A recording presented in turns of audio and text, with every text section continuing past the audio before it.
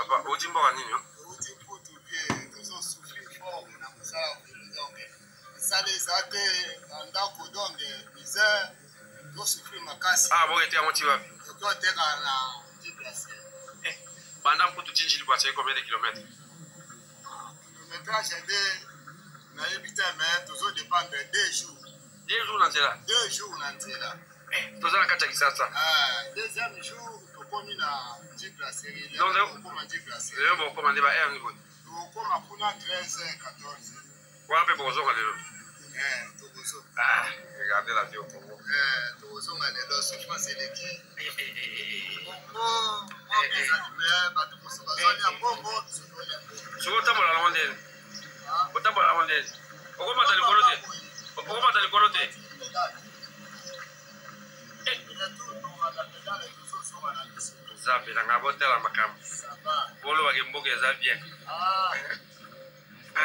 Ah, donc, ma beaucoup va aller servir au poste, ma beaucoup combat. Ok. Bon, on va alors, on va pas la vie à partir au courage. Ah oui. Ah, mais tant qu'à notre temps, on a donné à tout. Ça va.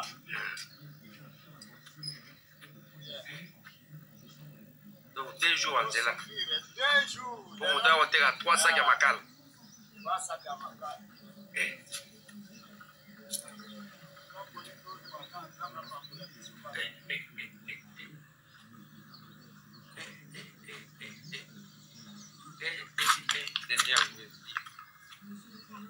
Seigneur Jésus. Ah.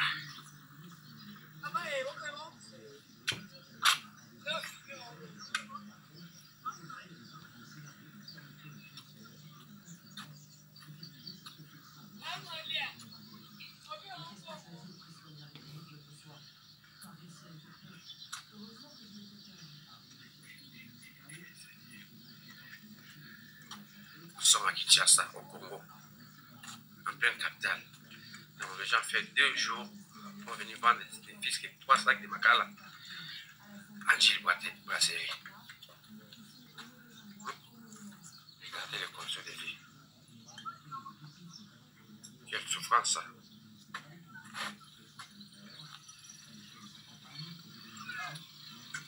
Ah. Que Dieu vous bénisse.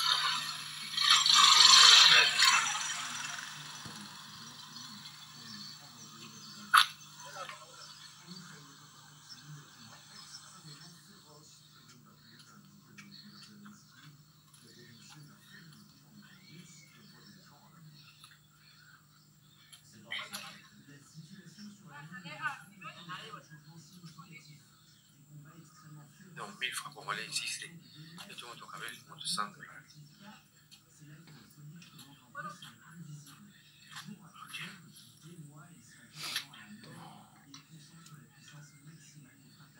Donc les motos, on vient de pour le matin. On a 3 sacs à Macal, on a ça des jours en là. Donc au cabel, on monte 1000 francs à Oezane, au cabel $100. Oh, ballon la chaîne la moto, ça veut là, bon, hein? Oh, yo, auto terre déjà, à ce zone. Chaîne la pédale les a sauté. Ok. Bandeko, Momoni Ndenge.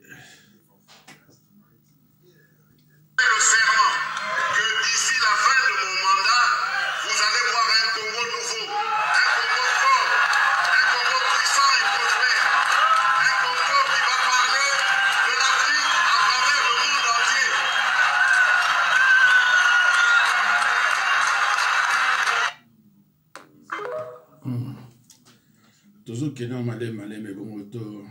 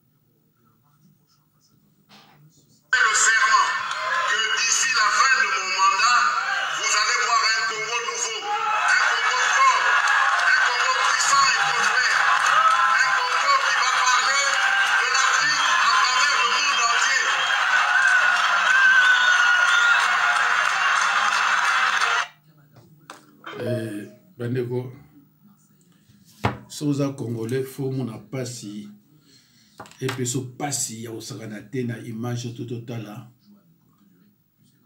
ba mibali baza suna âge nini pour nous que nous teka 3 sacs ya makala il faut baler la 2 jours na nzela pour ba nous teka wana njili ba série alors na ba vélo wana balongola déjà ba chaîne hein oyo côté ya ba pine ba roue bandeko nanga tozo kondana ka Tshilombo mais mboka soki ezokufa eza faute peut-être ya banani eza ba député na ba sénateur baosa musala bango te. Est-ce que sénateur congolais a eu musala na ye?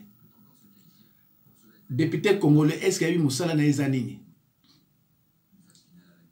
Parce que mbongo ekobima na mboka te sans que député aiba. Député na sénateur, il faut base là au courant. Yango na babenga bango ba parlementaire ba umbale. Député na sénateur, député asra na Assemblée nationale. Sénateur asra na Sénat. Bango mi balé babenga bango ba parlementaire, ba musu ba ibakati, bango balé babenga bango ba parlementaire. Depuis 66 tous on a des députés, tous on a parlementaires, ti les lots. Et là, vous avez un maï.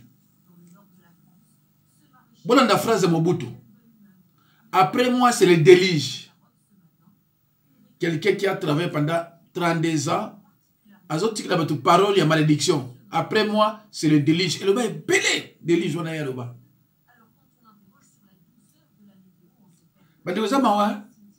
Et là, on y est Congolais. Congolais alingi koyeba histoire mboka na yete. Congolais alingi azalana no tribaliste. Mais histoire mboka na ye, Congolais alingi koyeba ngo tamketa zango pe tinate parce que tribalisme est au-dessus à nyonso. Tribalisme eza likolo. Banda 66. Batela c'est est-ce que basala ngo? Et là, on a basala 32 ans de pouvoir, il y a la canalisation pour maï et donc ya ti na fleuve yani. Alors siko yo ba mususu ba échoua ba comme ko pesa ba leçon. Congolais azali soit na pouvoir. Azo comprendre de l'autre côté. Suka le monde pouvoir abandi ko l'autre abandi ko yeba siko que oh abandi pesa ba leçon. Abandi pesa ba azala ki wana pesa ki mobuta ta conseil mo côté. Dans niveau de combat de Konangai. Bazalaka soko salaka déjà comme il loko aboyé. Bango baye balandi yango 32 ans ata canalisation moko salmate. Biloko pam ya mike. Au contraire, koboma. Kabila le père aye ateli o membo ke goza la boité, abani ko sala ba canalisation pas ba bomier. Joseph Aye, 18 ans, canalisation exatée. Tshilombo Aye, Tshilombo Saskoni. Député Nabiso Aye bité que contrôle, il y a législatif et il y a un bon Aye. Député Aye bité. Député Nabiso Aye bité que Aza homme du terrain. Député Aye bité. Aza homme du terrain et puis pour contrôler gestion du gouvernement. Député Aye bité. Toujours que oh ya yibaki autant mais bon que ça ba député ba sénateur tala on a France comme le kawa un ancien ministre un ancien premier ministre il y a Macron je crois sur Castel je crois Castel Macron a nommé PDG il y a RATP il y a compagnie ba métro na ba bus il y a RATP. Mais il faut assembler dans le Sénat pour confirmer yango. Vous vous rendez compte, hein? Vous ne pas de démocratie, des gens qui travaillent pour leur pays. Donc il y a à nommer. Mais confirmation, il faut assembler. Dans le Sénat. va confirmer que oui, ton dimier.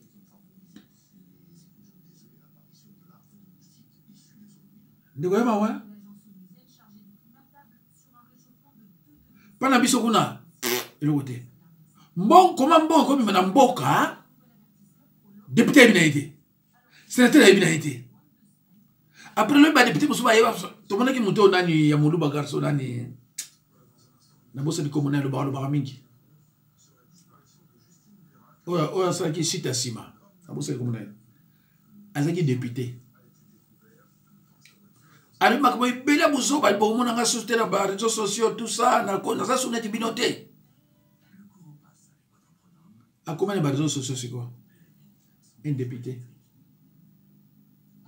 Comment mboka cause na batu vraiment transport talani batu besoin yo comment pour que noter qu'à 3 sacs à makala moko ya combien?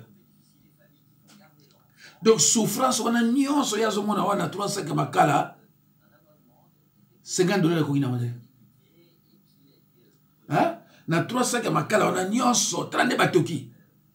Il faut aller la 2 jours dans cela pour que noter qu'à 3 sacs à makala. Si vous baïti, si vous baïti, il y a ce comprendre ni si le mot va sortir belé. Ah, il y a nani, ce qui présente par le masculin. Vous avez aucun moyen vraiment. Si le mot est simple que mboka ekufa. Si le mot est ba réalité ya mboka te. Ngana yeba bija ba réalité wana na loba ki vit ba réalité kana yebi. Si le mot akosala le côté à moins que là na passer na mkomote. Na bi akosala ba réalité on na yebi na mboka. Si le mot akosala le côté, pas akosala le côté. Chilombo guerre wana est ako gagner monte au gagner ndeni guerre est chilombo au gagner ndeni bozuki de l'élection pour ça bakamni na mboka na biso opposant zate fayulu azasuki député azasuki sénateur suki honorable siko kuna yazolo beloni mboka biso opposant de kuna mboka biso opposant donc mboka parce que ceux qui ba sena ba député na ba sénateur ba neko travailler ba ga ba terre ba interpeller président de République non biso to nommer général to nommer 100 généraux congolais pourquoi ça va monter on nous pense la continue pas que ko lukani non na Rwanda négociation ezakate talamboka munene tozana position de faiblesse. Position de faiblesse, tu peux nous dire que négociation. Il y a une position de faiblesse. Mboka est comme neti fleuve. Mboka. Mboka est comme neti fleuve. Tu as oyo pour nous gabiso africain. Les brasseries vendent 650 milliards de bières. C'est-à-dire les Camerounais, nous buvons la bière chaque année pour 650 milliards. C'est trop. Un peuple qui s'alcoolise comme ça peut-il travailler? C'est une affaire trop grave. Nous buvons 650 milliards de bière. Pour qu'un type vienne s'enrichir dessus, ça va amène ses bénéfices ailleurs. Dans le local africain, au Camerounais, il y a là. Ceux qui 600 milliards de bière, ils vont consommer dans une année. Alors, le peuple a dit, ah oui, on français a mis la paix, c'est sagate. Soit celui a mis la 20. Parce que mon tout fait ça là. Mais qu'il y a RDC, télévision déjà, et le blanc m'a bokate. Parce que bon, la télévision et RDC, le blanc monté. Bateau, so yo tu poto, yo bani ko apprendre les bateaux avant nakata kini, qui est allé sur les caboy. Mais bateau ba kesu 17. Ba tu baso blanc. Oh, mais parce que ah makamo yo biso yo le ba ko ba yibla wa wote. On le bilango bateau na poto. Ah ba yibla wa wote. So so bana yo boy ah muso so bana yo oza no randia bia botika makabula bino wana. Boganga Kamere na Kabila soki baleki na présidence te so ba pesi ani na bote si le bon le président soki Kamere na Kabila ba poser ba candidature te si le bon le président bokanga elo na ebisino bocha vidéo oyo 955 bocha on de côté bon boye bisangai ba fa yo na ba politique te ba fa yo na so bozo mona ba dans politique te baye politique te botala no eloko oyo bongo tomeka koloba makambo mosusu botala eloko union des consommateurs vérité polele biso toyeba ovérifie toyesukana makambo banzela obongaki makambo banzela o nzela esalami te balimisi moto toverifie kaka soki mongo aprevayaki na 2021 soki ebimaki eboni mpe eboni lisusu mpe bangiso bapouvoir aboni mpona 2023 vérité polele honorable ntingi pululu tokende na toverifie nano oyo eza makambo ya biso te yango oyo réduction de compte tokei na page awa toza na page 321 yeyo 321 page 321 libellé à balobi tokei a réhabilitation de la route reliant le centre de pompage Kintuka et Kimbwala yango libellé la route Lutendeli yango Lutendeli Kimbwala toye awa prévision 1,721,429,795 francs congolais. Mbongo à prévoir. Donc le cas au boni babimisi. Vérité yango paiement. Donc il a paiement. Rebecca paiement. Babimisi combien? 2,792,889,523 francs congolais. Maman nangai. Dans la seconde, bah ici les exécuteurs. Mbongo bimi. Donc les secondes vérifier seconde. Ah. Donc qu'est-ce que tu veux faire la budget à 2023 budget 2023 yango pour vous le battre contre vous ça au balobaki combien Kinshasa septembre 2022 to vérifier nando boni balobio yango toke na page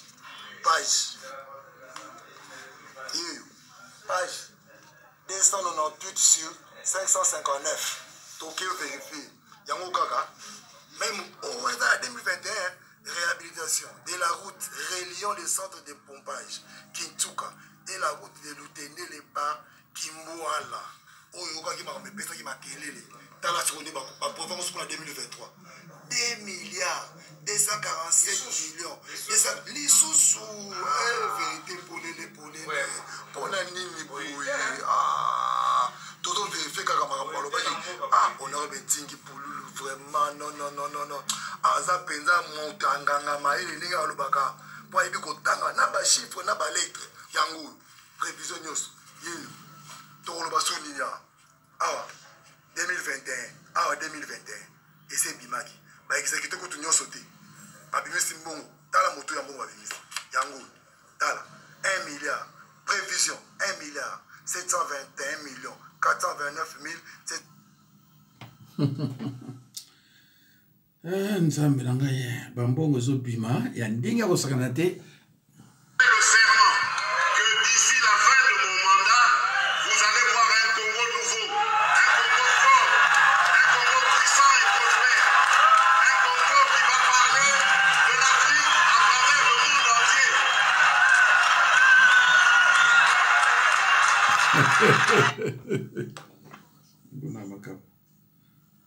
Bona makambo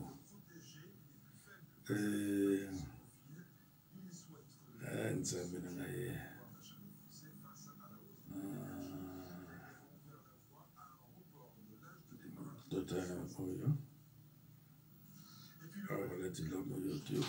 le capitaine Tabou et Boumantema, son rôle c'est le pire petit de Félix. Ils étaient ensemble à Bruxelles.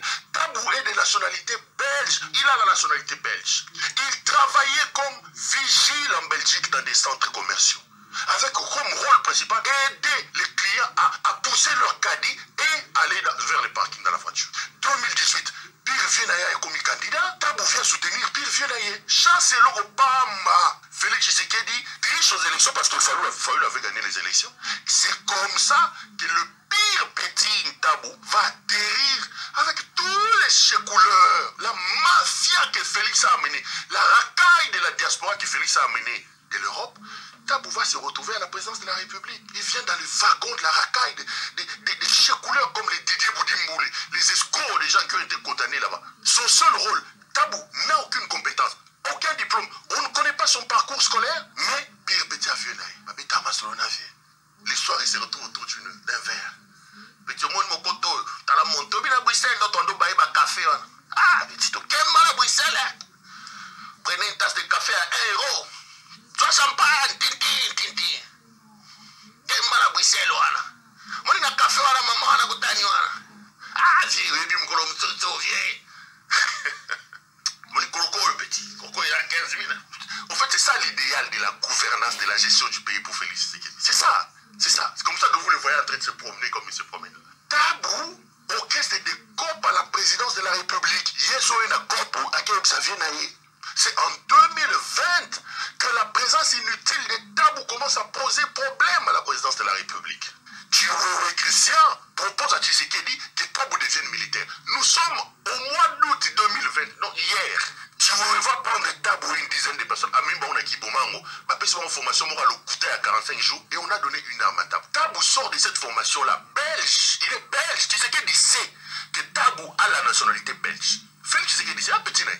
Tshisekedi le bombarde des capitaines. Mais c'est belge ici, Kabyle, c'est un compétent belge, ancien vigile que Félix a amené dans notre armée. Vous n'en parlerez pas. Cet ancien un civil, Tabou ici. Tabou est bon. Il sort de cette formation, Bandego, Papé Mounouki, commissaire, commandant adjoint de la sécurité rapprochée du président de la République. Et comme il n'a ni la notion de l'armée, ni la discipline de la hiérarchie, ni quoi que ce soit, au Kolobane Nini, aux à la générale, aux à la colonel, les taliétés à pire, petit à Félix, après chaque soir, va coûter la bête à maçon, à Bruxelles, va au bail. Kolobane l'autre, à ça la batouboui. La cancha de Kouna va trouver ça la boule. Et c'est lui qui s'est fait arrêter à Londres avec une arme parce qu'il ne connaît rien, il est incompétent, il ne connaît pas les principes que les armes doivent être enregistrées. Félix est un incompétent, connu mondialement. Aujourd'hui, tous les pays du monde se moquent de nous à cause de l'incompétence de notre président et de sa jouissance. Quelqu'un qui est incompétent, mais qui prend son incompétence, il l'amène même dans sa propre sécurité. Qu'est-ce que vous pouvez attendre de Félix Tshisekedi? Il sait que ce monsieur, c'est un Belge. Il n'a pas de compétences pour me protéger comme militaire. Il n'a pas fait l'armée. Mais il décide de faire de ces messieurs-là son commandant adjoint de la sécurité rapprochée. Donc il accepte qu'un incompétent joue le rôle de sa sécurité. Et vous, vous attendez qu'un homme comme ça change votre pays. Quelqu'un qui peut prendre de l'argent avec sa propre... Vous attendez qu'un homme comme ça...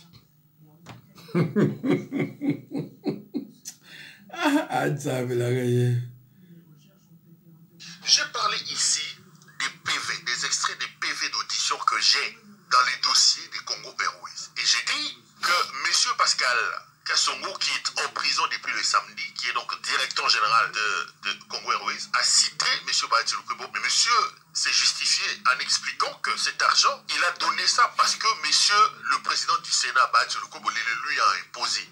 Lorsque les 612 000 $ sont arrivés, le ministre de l'économie étant informé, il a envoyé une conseillère financière, sa conseillère financière, qui se trouve être Arlette Bahati, la fille propre de M. Bahati Lukwebo, et c'est elle qui est venue récupérer les 612 000 $ américains.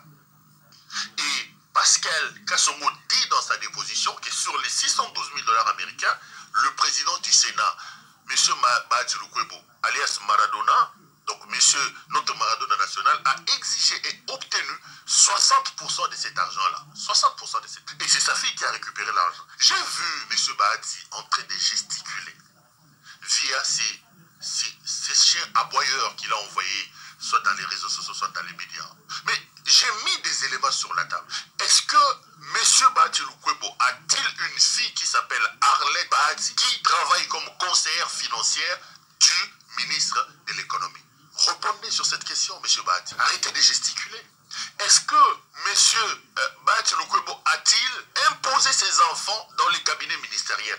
Voilà, répondez à cette question. Est-ce que Mme Arlette Bahati, conseillère financière du ministre de l'économie, fille propre de Bahati Lukwebo, est-elle, oui ou non, allée chercher l'argent à main propre entre les mains de M. Pascal Kassongo? C'est des questions. C'est des questions et des éléments que je mets sur la table. Est-ce que ce que j'ai dit est vrai ou faux? Et j'ai appris que Arlette Bahati dit, oui, j'ai pris cet argent-là, mais on ne peut pas s'apprendre à mon père, parce que moi je travaille avec le ministre, c'est le ministre qui m'a demandé, elle reconnaît avoir pris les 612 000 $ américains, mais elle dit qu'elle avait pris cet argent pour le compte du ministre et non pas pour le compte de son père. Au moins l'information est vraie, parce que la fille de Bahati Lukwebo qui est allée chercher l'argent à main propre auprès de M. Pascal dit accepte avoir pris cet argent. Mais pourquoi on discute? Les détourner, que Bahati soit millionnaire, ça c'est pas mon problème. Vrai ou faux, Bahati a pris l'argent. Oui, Bahati a pris l'argent. Vrai ou faux, sa fille est allée récupérer. Oui, sa fille a récupéré l'argent. Maintenant, elle dit non. Non, mais on ne peut pas s'en prendre à mon père. J'ai récupéré l'argent, mais c'était pour le compte du ministre. Mais tout le monde sait l'hypersensibilité de M. Bahati Lukwebo en matière d'argent. C'est d'ailleurs pour ça qu'on l'appelle Diego Modeste Maradona Lukwebo. Vous pensez que la fille de Diego Maradona peut quitter son bureau, aller chercher l'argent sans que son père ne soit au courant? Ne nous prenez pas pour des imbéciles, messieurs. Des questions importantes que j'ai mises sur la table sont celles-là. Au lieu de tournoyer et d'aboyer comme je vois les gens, et Bahati lui-même en train d'aboyer, je demande à me rencontrer sur base des faits que je pose sur la table. Les éléments sont là. Le ministre, l'ancien ministre de l'économie, Jean-Marie Kalumba, on me dit qu'il est introuvable. Mais si Jean-Marie n'est pas là, la fille de Bahati Lukwebo est là. Monsieur le procureur, monsieur le magistrat instructeur du dossier, pourquoi aucun acte de procédure judiciaire n'est encore posé à l'heure où nous parlons contre la fille de Bahati Lukwebo? Pourquoi aucun acte de procédure n'est posé contre M. Bahati Lukwebo? Ne nous vendez pas la justice à double vitesse.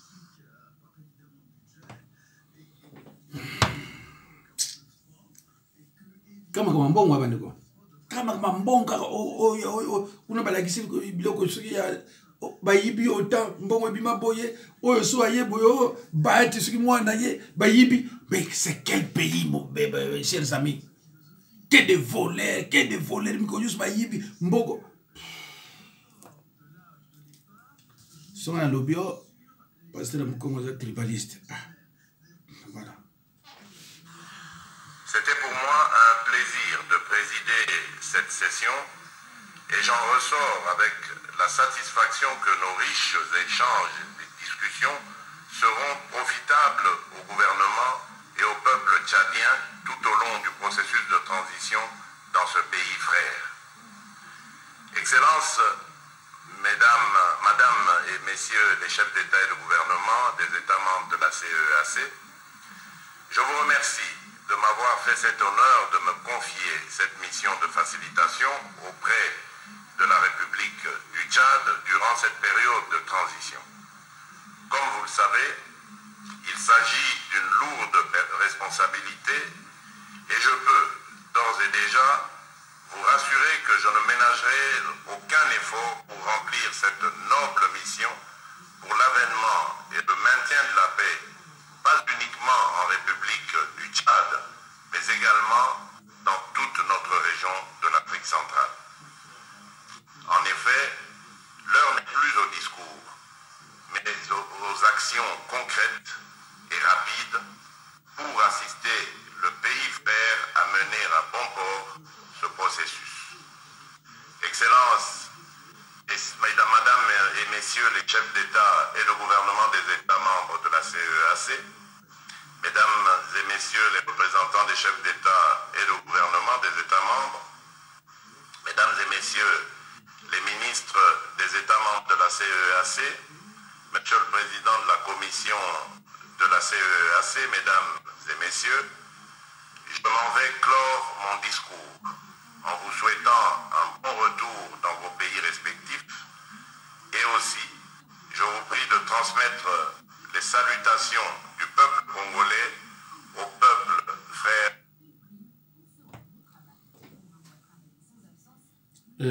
Bandeko, je crois que nasisi na ngai pour namondika mosusu tokolobaka te oyo nyonso oza deja okura na yango ndenge baprometaki bino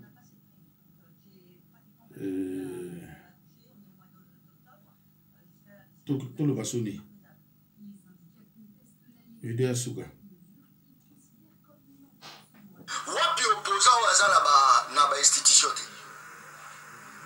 Mais oui, ça c'est très fort. opposant presque nyonso baza na kati ya bainstitution. Nekofayulu ba moyiye balwa. Mais aza na kati ya bainstitution. Toza na institution président de la République, institution parlement, gouvernement et cours et tribunaux.